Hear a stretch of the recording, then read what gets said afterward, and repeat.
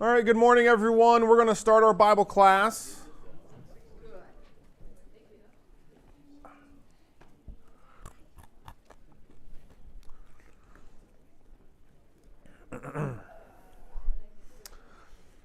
I am still sick this week. Everyone's been asking me, so let's let everyone know I am still sick.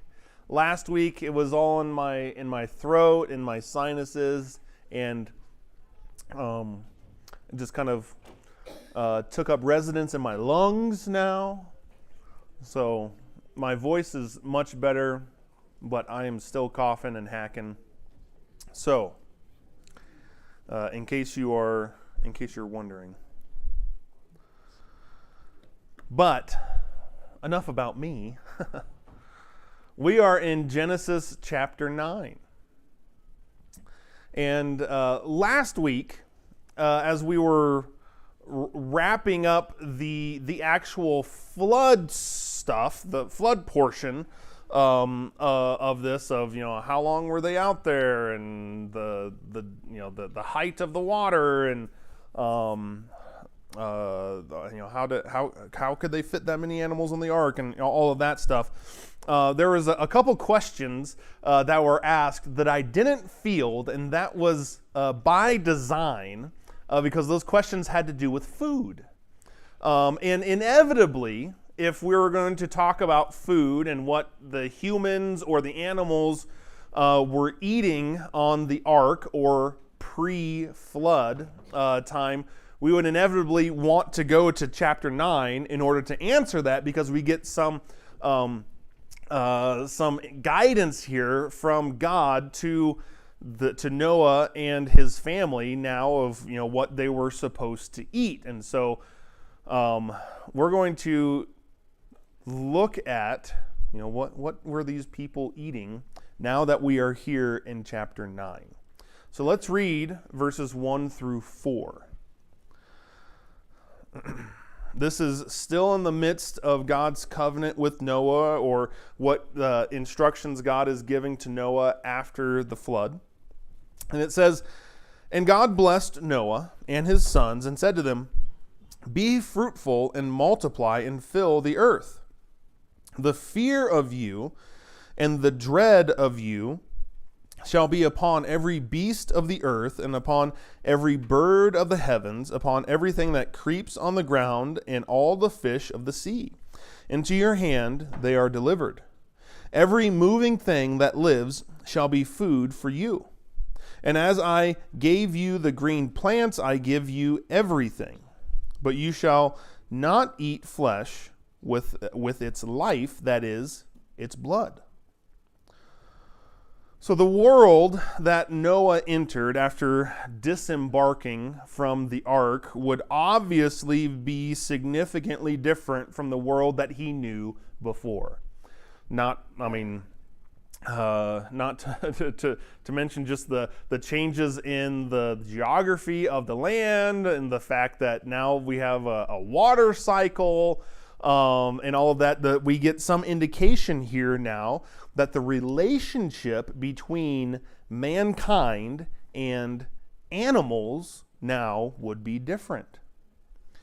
God gave Noah here the same kind of mandate that he gave Adam at the beginning of creation.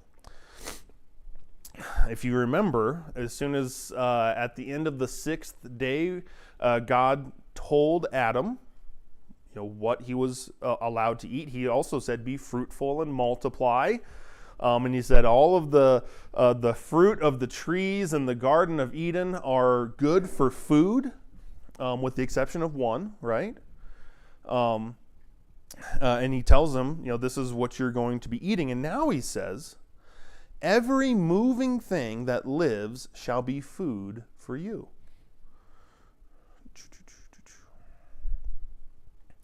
Even as Adam received instructions for eating, now Noah received specific permission to eat animals, permission that Adam was not given, as far as we know.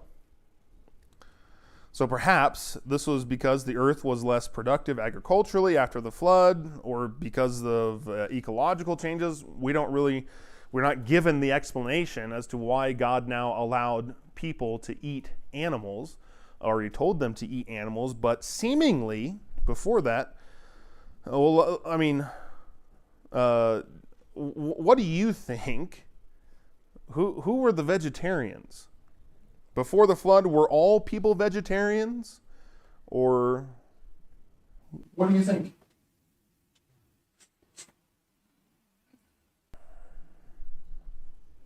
It's kind of hard for us to think. Are there any vegetarians here? They're like, I'm not raising my hand. I don't know if I know a vegetarian. Because steak tastes so good.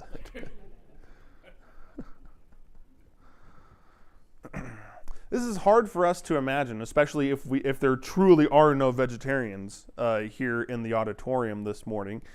I think it is difficult for us to imagine a life without eating meat. But seemingly,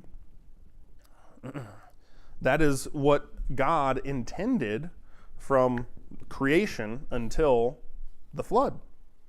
Because it is only here now that we see specific instructions that God gives to mankind, that now they are to eat of these animals.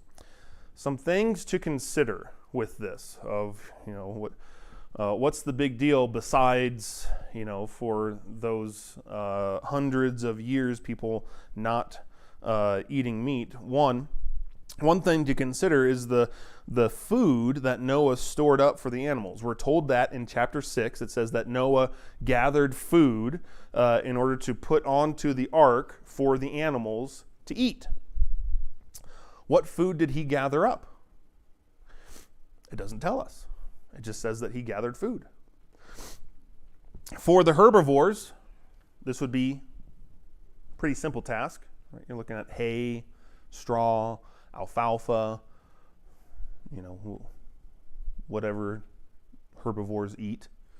For the omnivores, which we would include ourselves in that conversation, right? Because we eat meat and vegetables.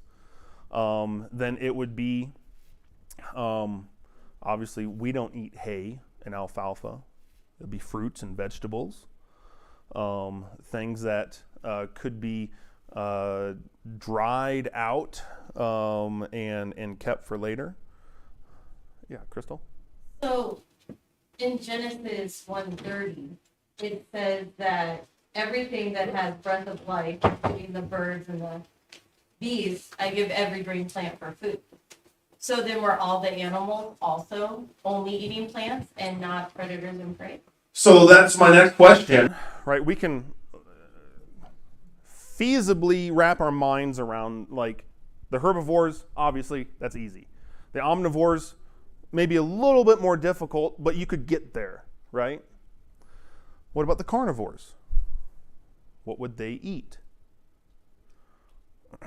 Or was there such a thing as a carnivore before here in Genesis chapter 9? Some think that the animals were also eating vegetables. All animals were eating vegetables, and some people have a real problem with this, and I'm not going to, champion one thought or another, but things to consider, because they say, obviously carnivores' teeth and herbivore teeth are different, right? Carnivore teeth are sharp and pointy, and like we have our canines, right, and our incisors for that specific purpose of ripping and tearing flesh, right? Whereas herbivores, they have more teeth for grinding and chewing the cud and stuff like that. And so obviously, right, like their teeth didn't. If we're saying that God created them this way, then they wouldn't have evolved through that over time. But here's one thing to consider, is that people look at that or think about that information of like, well, obviously carnivores have these teeth for a specific purpose. And yet there are crossovers in both of those genres of teeth, if you want to call them that, that there are animals that primarily only eat vegetables or graze or stuff like that also have incisors and teeth made for ripping. The greatest example of that is the panda, right? If you ever looked at a panda's teeth, they're sharp. They have fangs, and yet what do they eat? Bamboo, right? They're vegetarians.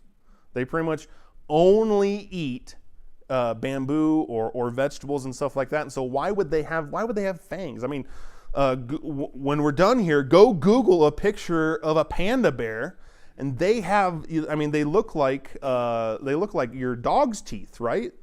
They have very long fangs. And stuff that we typically wouldn't consider. Now, they use those fangs not for ripping and tearing flesh, but for peeling the bark off of bamboo. Isn't that interesting? And so it's not as simple to say, well, look at their teeth, and so obviously they have to only eat meat. That's not fair to the evidence that we see in nature today.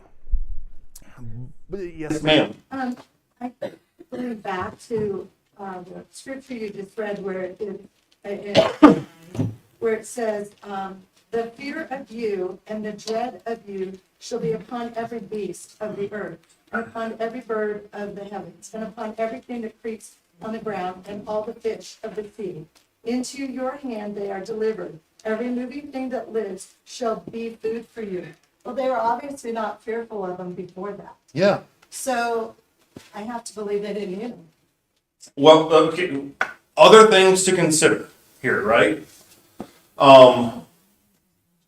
Seemingly, man's relationship with animals was very different before the flood, right? If this is when God caused that fear of animals, and that's why they're typically animals, wild animals don't just come up to us.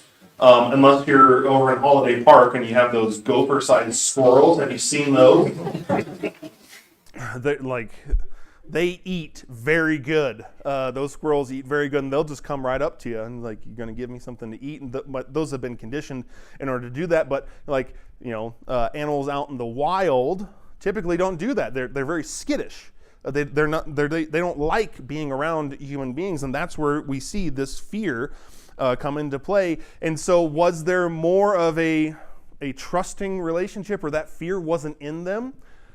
And then that makes me wonder too, God gives this command here of like, now you're allowed to eat meat. Just because God now allowed something here doesn't mean that people weren't doing it before. And perhaps that with this disobedience and this rebellion against God that caused the flood, perhaps this is a part of it. That people were doing this, and it makes it even more insidious if the animals didn't have that fear of human beings placed in them. That it was like, oh, here's little Bambi, my friend, and I'm just going to slit your throat and eat you. And there was no hunt, or I feel like God kind of, if that's the case, and again, we aren't given any indication on this. We're just kind of speculating here, given the information that we have. That if that was the case, that part of the rebellion here against God, part of the disobedience was people eating killing animals, eating animals before God gave explicit permission to do so, then we can see why God would do this. So it evens the playing field, right, Jerry? We know that meat was available from the beginning. There were even domesticated animals that Cain had with shepherds.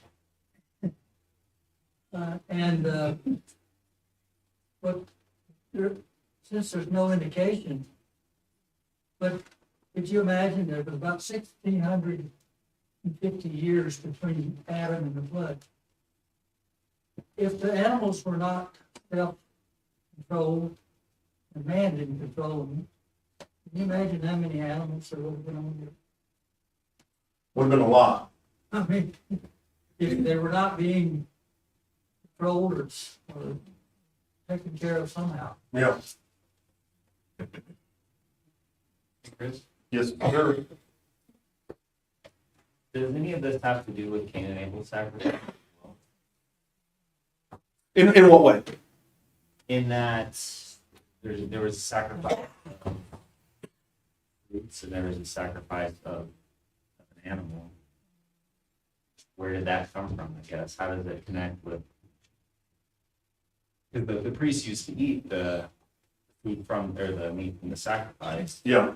but that very first sacrifice from them, how does that tie into? We don't know. You know, well, what did Abel do? With after he offered that first sacrifice on the altar, was it completely consumed in the sacrifice?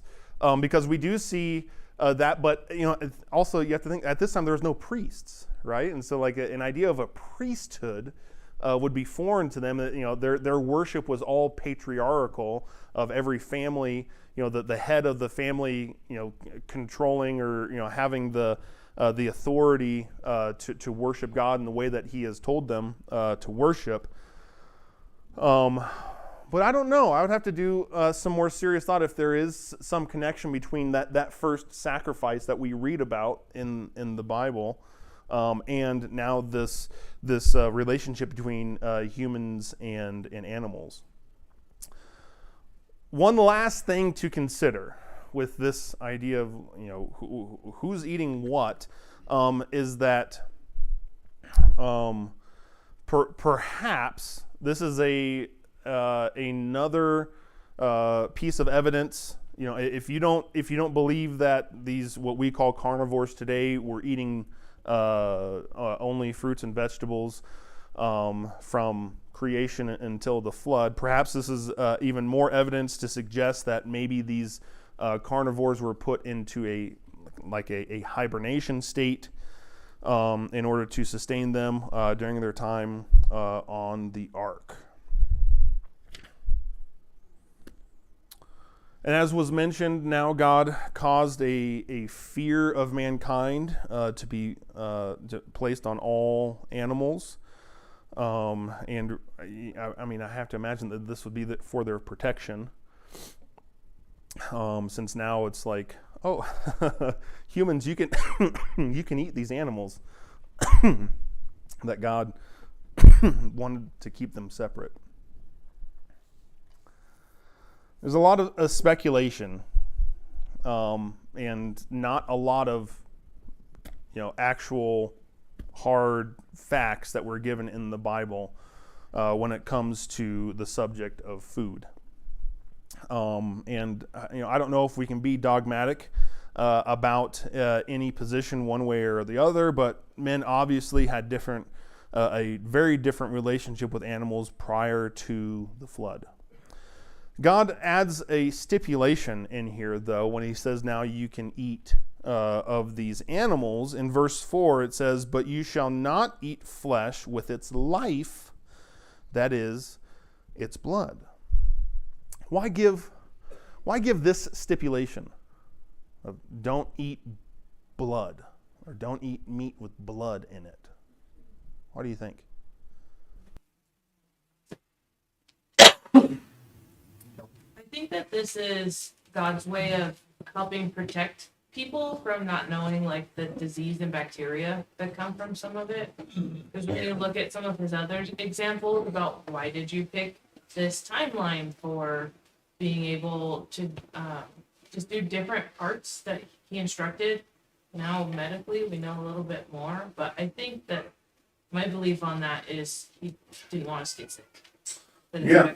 And we kind of see the same thing with why did it seems very arbitrary of him to say this animal's clean and this animal's not clean, right? But many of those unclean animals, he's trying to protect them, because if they aren't, we know now, right, with our modern day understanding of how our bodies work, that, if not prepared correctly, can be very dangerous to us. What is it? The USDA warning. If you see a lot of this, it's very small print at a lot of restaurants on their menus. That says consuming raw or uncooked meats, poultry, seafood, shellfish, or eggs may increase your risk of foodborne illness. Right? And we know that to now. Know that now. But I think another part of it, besides the safety part, blood has always been very important to God. Blood represents life. I mean, it says it, the way that it's said here, you can't mistake it for anything else. He says, don't eat meat or don't eat flesh with its life, that is, its blood. Because blood represents life.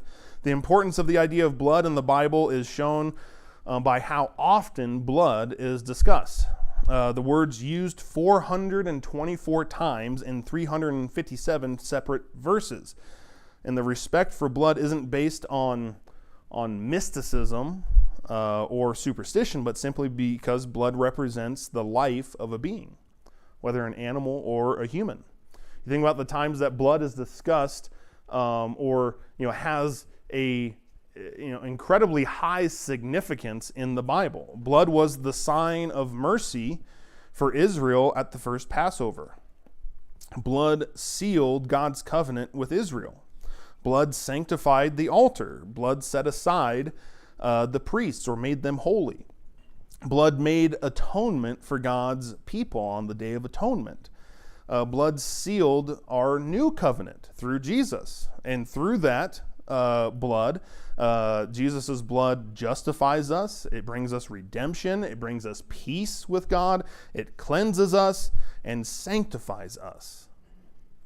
Blood is incredibly important and symbolic in the entirety of the Bible. And so it makes sense here that God would give them this warning, besides the safety portion of this, that blood needs to be treated very different than anything else. All right. Any questions about food?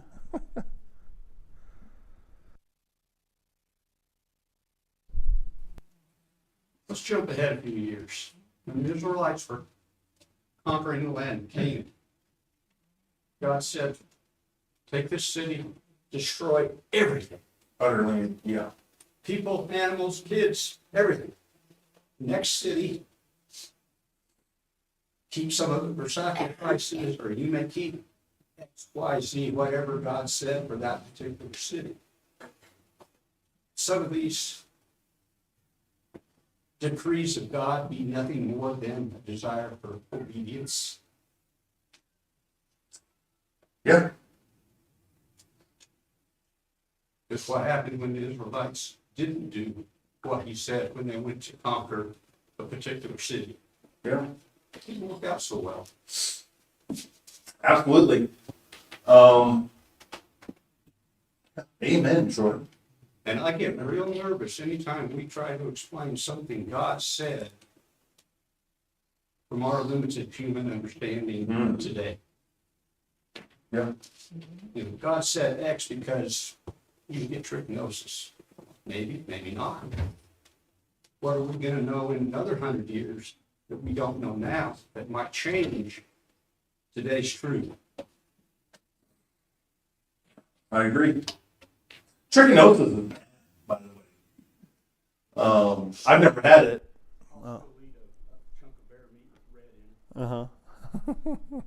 I don't know if I will. I've heard terrible stories about the body aches that you get with trichinosis because the disease is like laying eggs in your muscle tissue. Isn't that messed up? Google that after we're done here. Anyways, verses 5 through 7 of chapter 9. It says, and for your lifeblood I will require a reckoning. From every beast I will require it, and from man. From his fellow man I will require a reckoning for the life of man. Whoever sheds the blood of man by man shall his blood be shed. For God made man in his own image.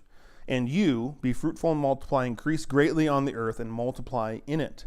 According to God's command, when a man's blood is shed, there must be an accounting for it, because in the image of God he made man. Because man is made in the image of God, his life is inherently precious and cannot be taken without account to God. And so now the death penalty comes into view. Isn't it interesting the amount of topics that are brought up here in the beginning of Genesis? It's just like any hot button issue or controversial topic, God's like, right from the beginning, let's talk about it. Phil? So why didn't God kill Cain? Why are you asking me this question? No, you stop to think about it. I mean, this is, it's a ways after, but still, the idea is, if that's how he felt then, didn't he feel that way before? Yeah. And I think perhaps that's why God specifically addresses it, right? Because he with the whole mark on Cain, so that people would know, don't kill this person, and that God would protect him. And obviously with the length of people's lives during this generation here, Cain would have lived an awful long time, and people would have remembered this. He would have been infamous, right? With being the first murderer ever. And we talked about this when we talked about Cain and Abel. Why wouldn't God just punish him through killing him here? And perhaps one of the reasons that we talked about, perhaps it was just due to scarcity, right? Like the fourth human being killed the third or human being, or however you want to order them there, and so then he's going to kill the fourth. We're trying to be fruitful and multiply here, and that would definitely put a damper on things, or at least do that. But obviously, why does God do anything? He's got a purpose.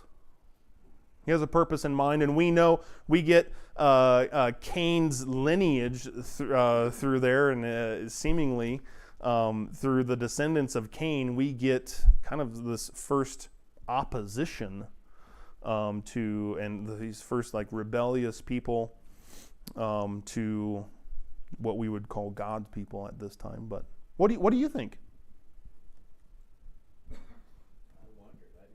Okay. I wonder about a lot of things too. Chris?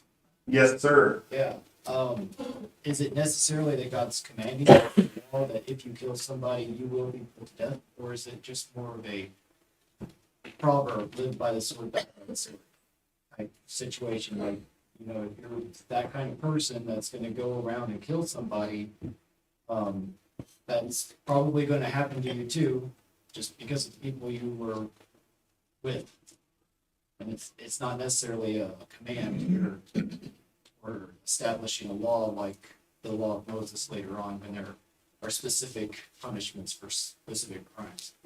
Yeah, it could just it could also be reiterating the importance of blood, or blood is life, right? The importance of Life, and that, because consider the events here, right? God just killed potentially billions of people, right?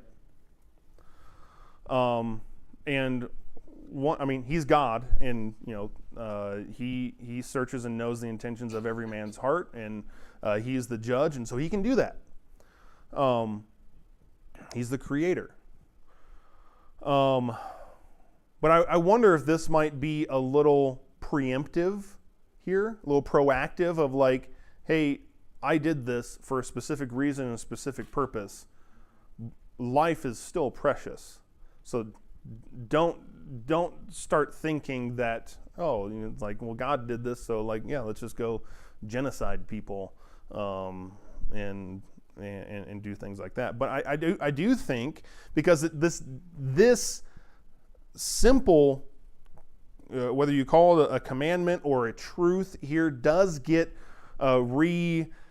reinstated and then explained further when we get the law, right? Of like, this is how, you know, the death penalty works, and, you know, eye for an eye, tooth for a tooth, all of that stuff comes later in the law. And I have to imagine, if we are viewing Moses as the author of Genesis, you know, he's writing this with all of that in mind, right? And so there are going to be certain connections that are made. Jerry?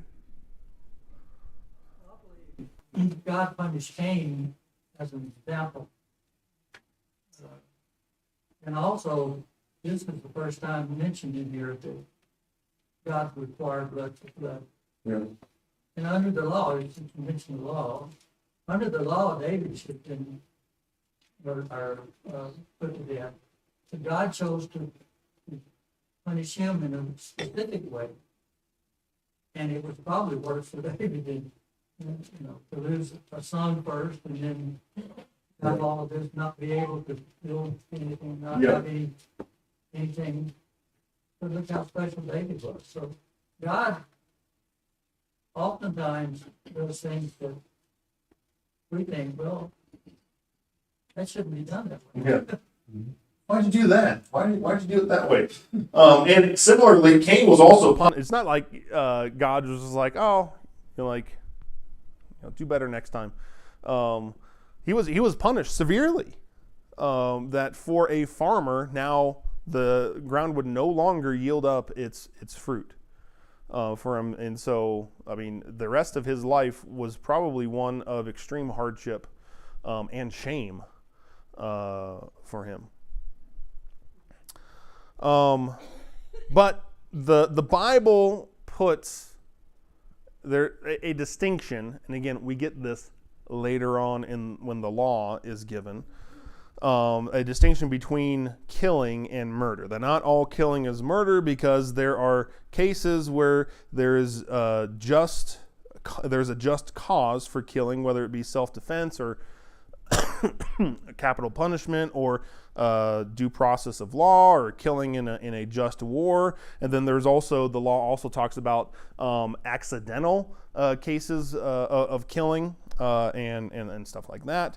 But the Bible also consistently teaches that punishment of the guilty is the role of human government. You can look that up in Romans chapter 13.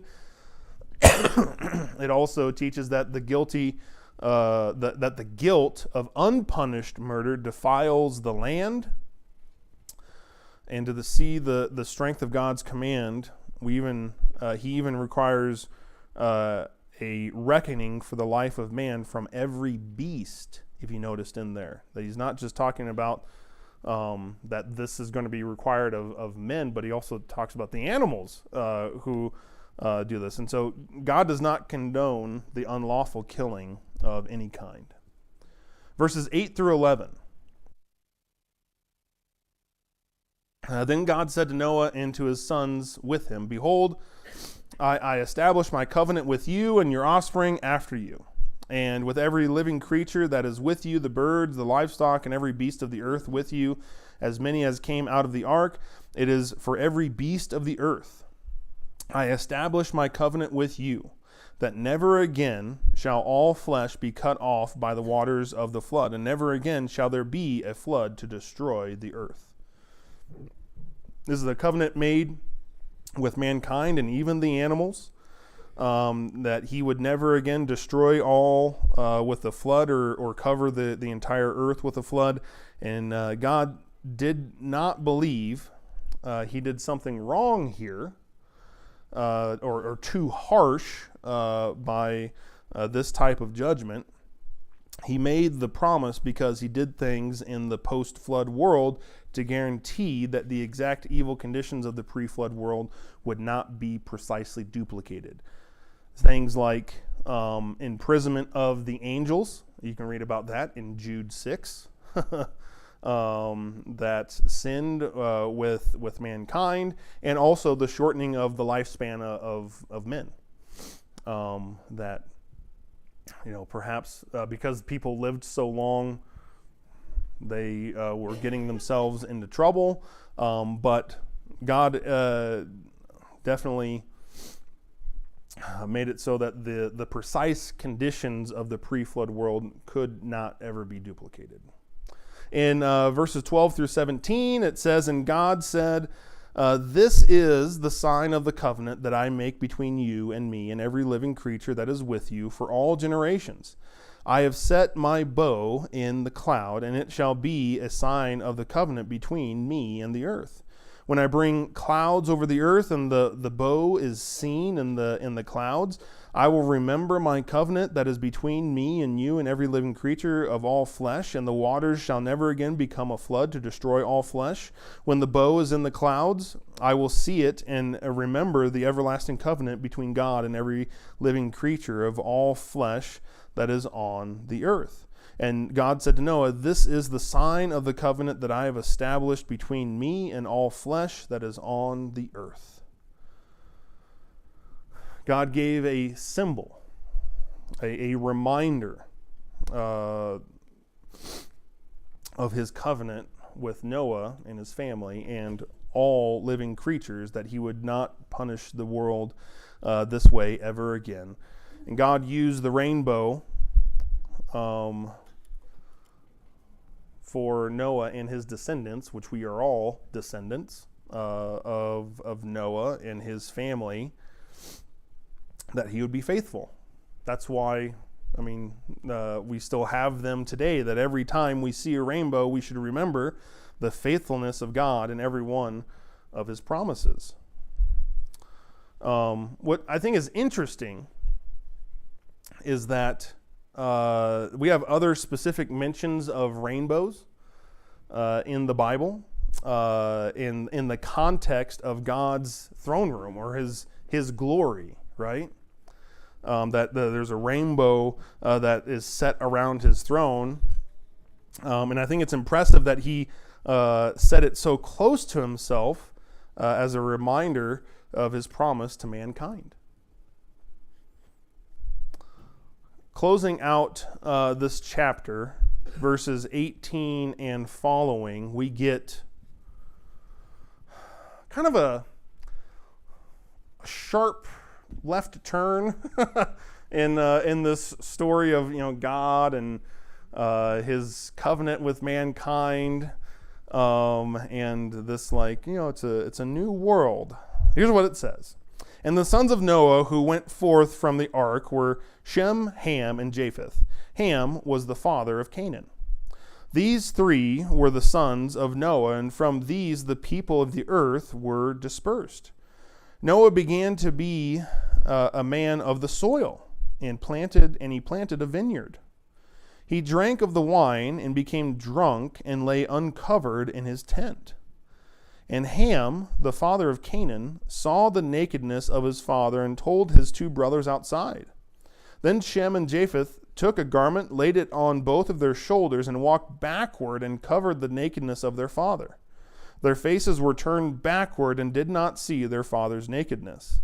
When Noah awoke from his wine and knew that his youngest son had done to him, he said, 'Cursed be Canaan. A servant of servants shall he be to his brothers.'"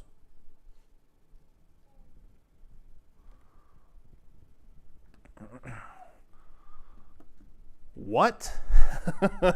What is going on here? Noah becomes a farmer and he probably planted many things, but one of those things was a vineyard. And this is the first mention of drunkenness in the Bible. And Noah's own sinful and shameful actions show the foolishness of drunkenness.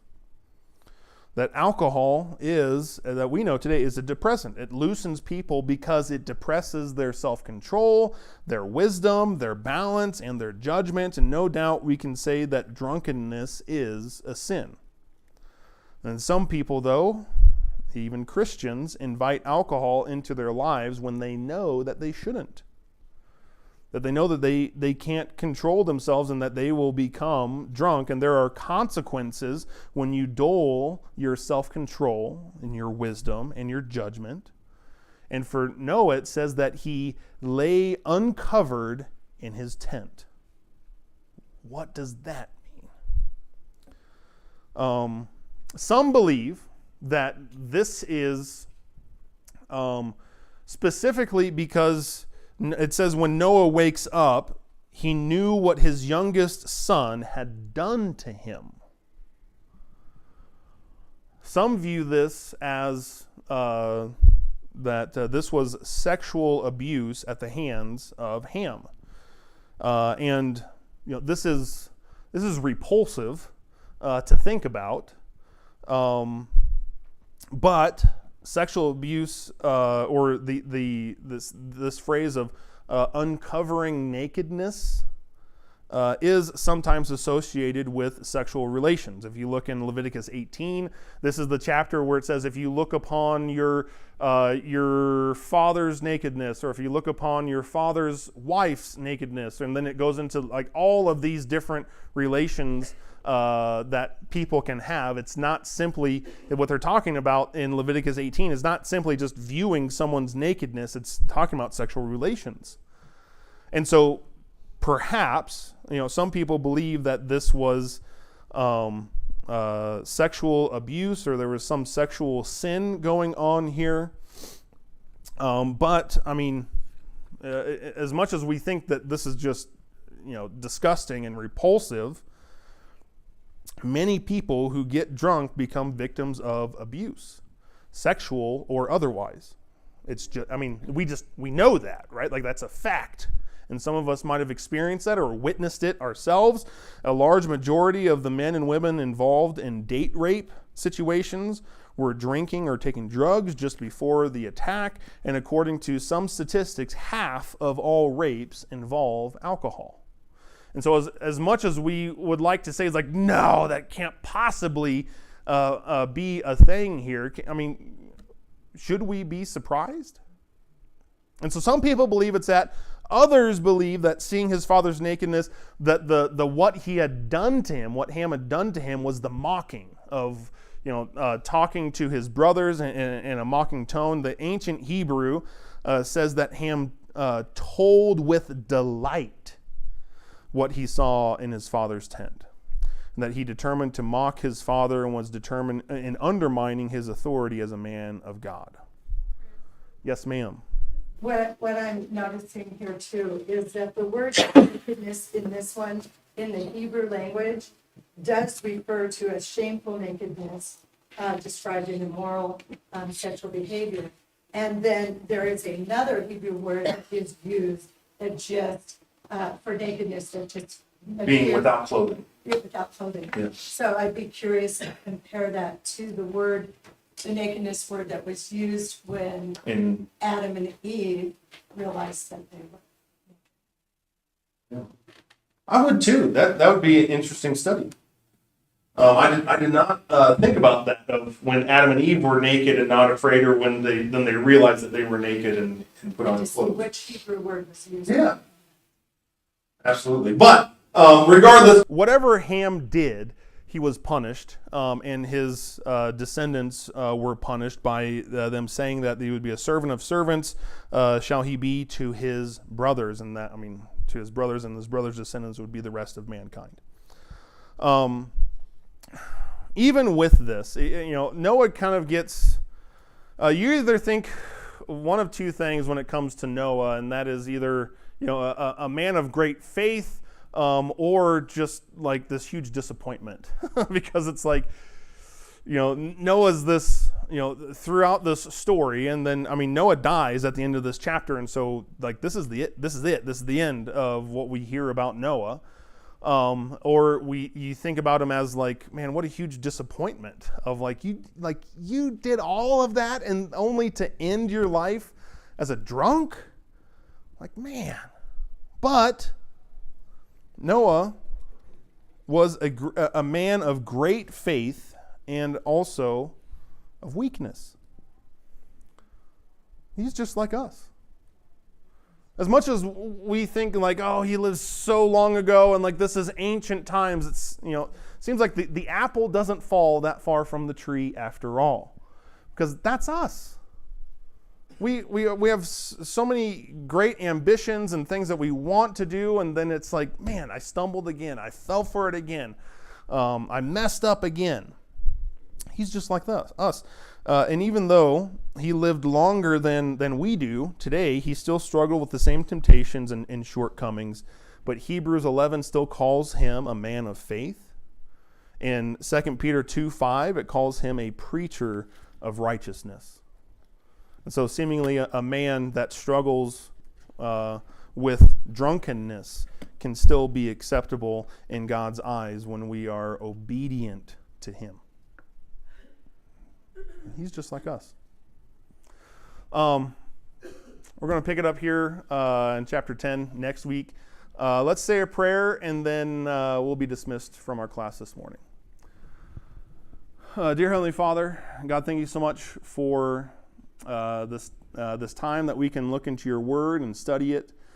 God, as we think about the end of the flood here and your covenant and your promises that we are still reminded of today. God, thank you for being that kind of God who makes good on his word and his promises. God, thank you for wanting a relationship with us. Help us to do our part in this relationship, and that we might be obedient, and that we might, even when we fall, that we would repent and come back to you. God, as we enter into this time of worship, help us to focus our hearts and minds on what we're here to do. And thank you so much for your Son who makes all of this possible. It's in his name that I pray. Amen.